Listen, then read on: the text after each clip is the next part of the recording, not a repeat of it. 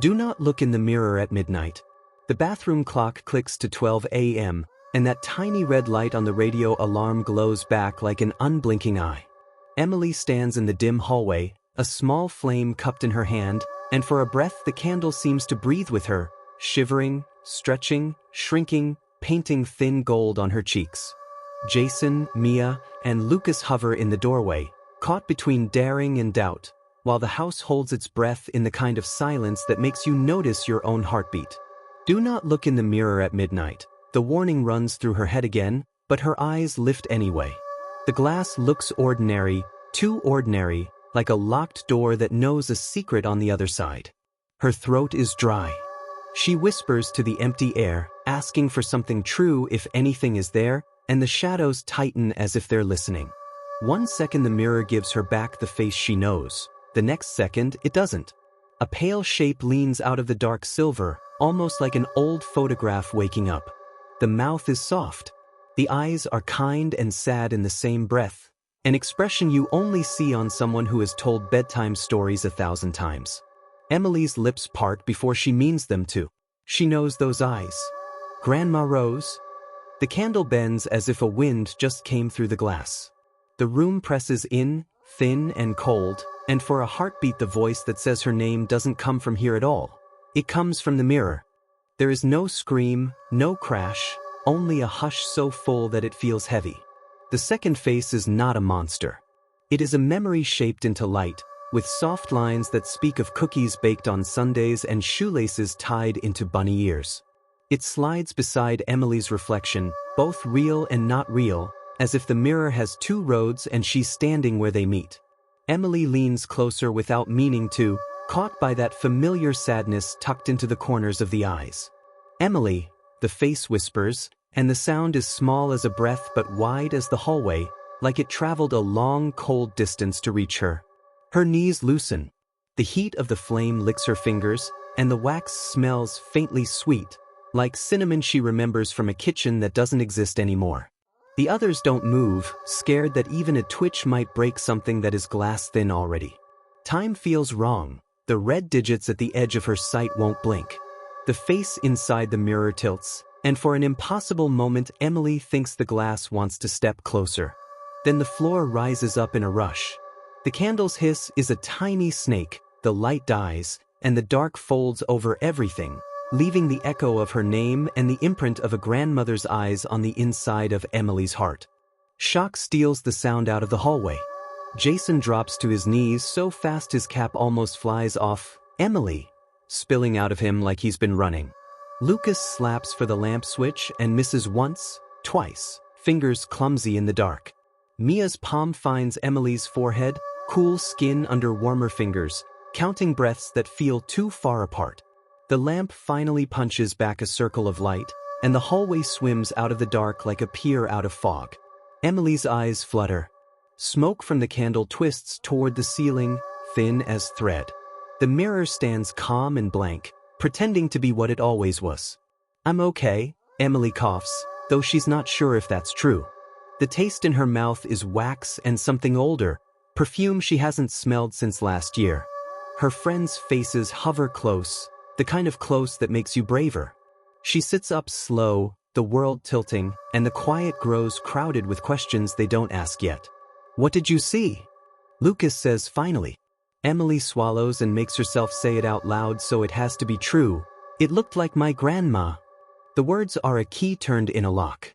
Somewhere deep in the house, Wood settles like a long body sighing, and the mirror waits, glass still, like it knows the next move belongs to them. Hours earlier, the night was small and friendly. Bowls of popcorn clattered onto the coffee table, salt dusting fingertips that kept reaching back for more. A silly show threw warm light over the couch, and laughter stacked up in the corners until it felt like the room might overflow. Mia cradled her blue notebook like it carried 100 doors. Lucas wore his camera like a second set of eyes. Jason bounced energy off the cushions as if the sofa were a drum and he was the band. Emily tucked into her blanket cape, trying out bravery like a costume that almost fit. Outside, leaves skittered like little boats, and the moon cut the sky into a thin silver smile. Inside Mrs. Carter's "No Scary Games" floated down the stairs with a mom smile attached, and 4 voices answered, "Okay," with the exact tone that means the opposite. The air felt easy, the kind that lets secrets stretch their legs without going anywhere. They argued about superheroes, dared each other into spoonfuls of mustard, and told stories that weren't supposed to matter. But some doors open long before you touch the knob. Sometimes the night decides what it wants from you, and the only choice left is whether you will go along. Later, in the smaller light of the table lamp, Mia reads from the notebook that makes her brave, a copy of a library page about what kids tried in Chicago in the 1970s. A girl saw a face in the mirror that looked like her grandmother. She fainted. Lucas scoffs because scoffing helps when you're not sure, and Jason grins because grinning is his armor. Emily feels the old mirror at the end of the hall start to matter. It's tall and thin like a door that forgot its handle, and there's a fine scratch down one side that always catches the light like a river that won't dry up. "Not the name," Emily says, remembering a whisper from an antique shop where dust lay like snow. "It's the time." Midnight is a seam. Midnight is a thin line you can step over if you don't watch your feet. Mia repeats the warning like a chant, "Don't look in the mirror at midnight," and the words hang in the air longer than words should. The house creaks like a big animal settling down, and the game stops being a game in ways none of them say out loud. Jason makes the call because he always does. "So we're doing it," he says, and the smile on his face is wider than the place inside his chest where he keeps the worry. Emily looks from his grin to the mirror's long face and decides she wants truth more than safety, just this once. Lucas shakes his head and still takes 2 steps closer. Mia tightens her grip on the notebook, ready to write down whatever happens in the same careful letters she uses for everything, as if neat lines could keep the night from spilling. Plans come together with the easy bravery of kids who think stories stop when you close the book. They find a stub of white candle in a drawer, switch off the big room lights until shadows stack like tall trees on the walls, and breathe through that quiet moment where nobody wants to be the first to blink. Emily lifts the flame like it's a tiny star she can hold. The mirror takes it, hides it, gives it back. "You don't have to," Jason says. "I know," Emily answers, and steps forward anyway. For a while, the outside world tries to remind them how normal a night can be. On the street, a porch light blinks like a sleepy eye, and wind kicks leaves across the pavement in dry skates. The crescent moon hovers like a thin smile that doesn't quite reach. Through the window, the Carter house looks warm and ordinary, a little square of gold on a quiet block. If you were walking your dog, you'd pass and never know that inside, time is already starting to lean. The 4 of them step onto the porch for breaths that puff small and white in the cool. They invent jokes to fill the space where fear wants to live, and for a minute it works. But stillness builds its own gravity. When they step back into the living room, the safe warmth feels thinner, and the clock on the wall starts to count louder in their heads. The town keeps listening. The night keeps shrinking. The house waits, like a stage that knows what scene comes next. They set the pieces in place as if setting a table. Candle. Lamp off. Doorway clear. Mia whispers, "Midnight," like it's a password. The hallway darkens until the candle becomes the whole sun of their world. Emily holds it steady, and the flame throws their reflections up in uncertain strokes, eyes larger than they should be, faces stretching then snapping back in the glass. The mirror seems deeper than before, like water you can fall into if you lean too far. Jason's joke dies before it reaches his mouth. Lucas forgets where his hands go. Mia's pencil hovers in the notebook margin, waiting for a line she hopes she never has to write. Emily lifts her chin because someone has to. She listens to the slow hum of the refrigerator, the far tick-tick-tick that sounds like a distant heartbeat, and the soft sound of her own breath moving in and out past the word that started the night. Don't. The red numbers flip to 12 o'clock, and the hallway stretches like taffy. Emily sees herself in the glass, then sees herself a half second before she moves. The delay is small, the kind that makes you think you imagined it, but the cold that slips across her palm says otherwise. The thin scratch along the mirror's edge glows honey-bright in the candle's swing, a tiny crooked lightning bolt frozen in old glass. Emily's mouth opens on a breath that doesn't know if it's a gasp or a prayer. She lifts her hand. The girl in the mirror lifts first. She steadies the candle. The flame bends toward its twin like it wants to go home. "If you are there," Emily says, and the air gets so close it feels like it's listening with its ear pressed to the door. For a heartbeat, nothing. Then the shift, the soft slide of another face entering the frame like a memory that never learned how to stop. The world narrows to beeswax smoke, a red 12 o'clock, and a pair of eyes Emily would know anywhere. The voice comes after the dark, when the candle's last curl of smoke is the only thing moving. "My brave girl, why did you call me?" It drifts down the staircase like dust falling, so gentle it hurts. Jason's hand lands on Emily's shoulder without asking permission. Mia stiffens so hard the notebook creaks. Lucas turns toward the steps, and the shadow at the top leans forward, then back, then forward again, tasting the idea of coming down. "Mom," Emily calls, and the hallway answers with nothing at all. She tries, "Grandma," and the temperature drops, as if the word opened a window no one can see. Wood groans, old wood, tired wood, and the shape on the landing edges into the bleed of light. Everything tilts. The TV screen spits a low hiss of static like a breeze in a wire fence, and the red digits on the radio blink their stubborn 12 o'clock again, as if time decided to stay put and see what they would do next. Mrs. Carter appears halfway down, robe tied, hair loose, smile gentle and somehow wrong. It sits on her face like a picture hung 1 inch off level. Her eyes look close and far at the same time, as if she's listening to someone speak from another room. "I smelled cinnamon," she says, and the words slide sideways in Emily's head because cinnamon belongs to Sunday mornings years ago, Grandma's kitchen, not tonight. Jason's arm bars Emily for a second. She wants to move and wants to freeze at once. "Emily," her mom says again, and for a flicker she sounds like herself. The TV's snow stutters and then goes silent when Jason mashes the remote. The sudden quiet is heavy enough to carry. Charlie's collar jingles. His growl runs low like a string pulled too tight. The mirror fogs and clears in one thin breath, and a little heart shape writes itself in the mist before vanishing. The air feels like it's waiting for them to say the next right sentence, like there might be only one right one. When the door at the top finally clicks closed, they bolt for the kitchen like a single animal. Light is warmer here. The fridge hum is a friendly sound. The nightlight pools soft gold on the floor and makes them feel human again. "Salt," Mia says, pulling open a cabinet with hands that still shake. "Bells," Jason says, and the drawer answers in a clatter of forks and spoons. "Christmas box," Lucas remembers. "Top shelf, hall closet," Emily adds, like they're following a recipe her grandma once wrote down.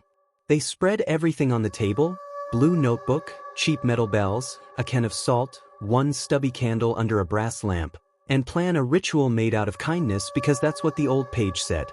"Open a window. Cover the glass. Speak thanks, not fear. Ring a bell to carry the message. If a line opens at midnight, shut it with breath, light, and love," Mia reads. It sounds simple and brave. It sounds like something kids can do when grown-ups are sleeping and the night is too big for silence. Back in the hallway, the mirror looks the way a lake looks right before a storm. Flat on top, something moving underneath. Jason pours a clean white circle of salt like a tiny fence around the base, the grains whispering against wood. Emily climbs a step stool and floats a white sheet over the frames so the glass vanishes into fabric, a small ghost in an old house. The candle throws soft gold over all of it, and shadows stack deep and cold along the walls. "Open window, check. Cover glass, check. Say the name with thanks," Mia whispers, the notebook's edge cutting a line in her palm. Emily swallows her fear and lets love be louder. "Grandma Rose, thank you for loving me. I love you. Please go where it is warm and safe. Good night." Jason rings the tiny bells, once, twice, 3 times, bright chimes that jump into the air and run down the hall. For a long second, nothing moves. Then the sheet presses outward like a slow hand pushing from the other side, and the bells tremble in Jason's fist even though he's not ringing. Again, Mia breathes, and Emily speaks the goodnight a second time, tears hot in her eyes because love always opens doors, even when you're trying to close one. Jason rings. The sheet sighs back into place. The air warms just a touch, like someone shut a window miles away. Charlie's fur settles, and his growl slides into a worried whine that sounds almost like a question. Did it work? Lucas asks, and hope floats a little balloon in each of their chests. The kitchen light flicks off. The TV pops to life and spits a hiss, then goes dead again. The table lamp dips and returns. The house lets out a low sound like ice settling around a ship. Maybe not all the way, Jason says, and Mia flips frantic pages until her finger lands on a line. Sometimes when you open a line, other things try to use it. Be specific. Return the thing that acted like a key. Emily touches her throat and freezes. The locket. Grandma's heart. The small, bright memory she wore like armor. Her fingers fumble the clasp. Inside the locket is a tiny picture of Grandma Rose and a baby Emily shaped like a bean. She kisses it without meaning to, then steps into the salt circle that feels colder than the air outside. The sheet cools her knuckles as she lifts it, and she places the locket against the covered glass. The fabric dips as if a careful palm met hers from the other side. No one else, she says. We say goodbye with love. We return the key. We close the line. The bells chime thin and bright without Jason's hand moving. The sheet bulges once more like a last wave and then lies still. The radio numbers shiver and click to 12:01. The TV dies. The lamp steadies. Charlie sighs a long dog sigh. Relief opens inside Emily like a window. She smiles, small, shaky, real, lifts the edge of the sheet and reaches for the locket. Her fingers close on nothing. The floor is clean. The baseboard is bare. The locket is gone, as if the mirror swallowed it like a wish tossed into a deep, dark well. Their four reflections stand in the clean glass, ordinary and breathing, except for one wrong thing. The Emily in the mirror wears the gold heart. It shines against her throat like a tiny sun. Real Emily's neck is bare. Give it back, she says, and the mirror Emily tilts her head into a slow smile that is Grandma's and not Grandma's, sweet and sad and then too wide. The radio shows 12:02 for a blink, then stays there like time slipped and didn't get up again. The house's quiet changes from friendly to careful, the way a room feels when someone is pretending not to listen. Mia's pencil clatters to the floor.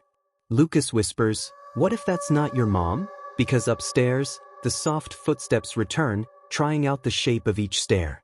If something tries to copy, Mia reads with shaking hands, "Break the trick with honest truth. Say what you are and what you are not." Emily faces the glass and says it like a pledge. I am Emily Carter. I am alive. I am not a reflection. I am not a door. The locket's glow dims for a second, and behind mirror skin, other faces swim too fast to catch. Boys, girls, a woman in a hat, a man with a sharp jaw, like a shoebox of photographs stirred by a wind you can't see. The glass doesn't shatter, it flexes. It bulges outward as if the mirror were water remembering how to become a wave. Back up, Jason says, but there's no room. Stairs behind, wall to the side, salt ring like a chalk circle around their feet. From upstairs, a voice says, "I found your ribbon, Rosie," borrowing old names it should not know. The locket in the reflection flares, and Emily feels a tug in the center of her chest like an invisible string being pulled slow and patient. "Cut it," Jason grits. "With what?" Emily asks. "Truth," Mia whispers. "And love." A pale hand presses from inside the mirror, first fog, then shape, then skin like cold starlight sliding out of a pond of night. Charlie lunges and barks. The bells go wild in Jason's fist. The hand grabs Emily's wrist. No blood, no shards, just a winter so deep it burns. Jason yanks back. Lucas locks both arms around Emily's waist. Mia flings the sheet like a sail that snaps in a storm. The radio spits 12:03 to 12:02, 12:03 to 12 o'clock, like time is fighting itself. Emily slides an inch, then two, shoes skidding on a floor suddenly slick. "Please," she breathes to a face that is hers and not hers at all. The mirror opens wider, the hand pulls harder, and at the top of the stairs a calm figure steps into view with faraway eyes. Two doors opening at once, and no way to close either before something steps through.